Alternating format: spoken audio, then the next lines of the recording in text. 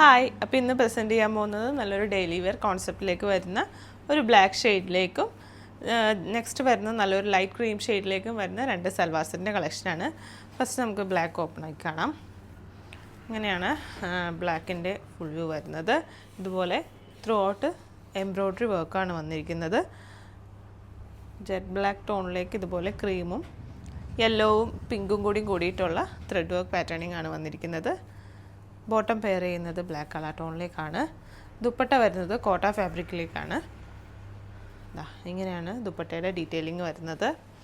ഇതുപോലെ ചെറിയ thread work detailing ആണ് കൊടുത്തിരിക്കുന്നത്. സിമ്പിളായിട്ടുള്ള പാറ്റേൺ ആണ്. 4 സൈഡ് ഇതുപോലെ സ്കാലപ്പ് ഫിനിഷിങ്ങും പ്രൊവൈഡ് ചെയ്തിട്ടുണ്ട്.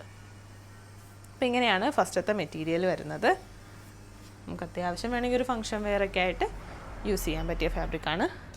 നെക്സ്റ്റ് വരുന്നത് ഇതിൻ്റെ തന്നെ ജസ്റ്റ് ഒരു ലൈറ്റ് ഷെയ്ഡിലേക്ക് അതിലേക്ക് ഇതുപോലെ ഒരു ഗ്രീൻ പിങ്ക് യെല്ലോ കോമ്പിനേഷനിലേക്ക് ഉള്ള ത്രെഡ് വർക്കാണ് വന്നിരിക്കുന്നത്. ചെറിയൊരു ട്രാൻസ്പാരൻ്റ് ആയിട്ടുള്ള സീക്വൻസ് വർക്കും പ്രൊവൈഡ് ചെയ്തിട്ടുണ്ട്.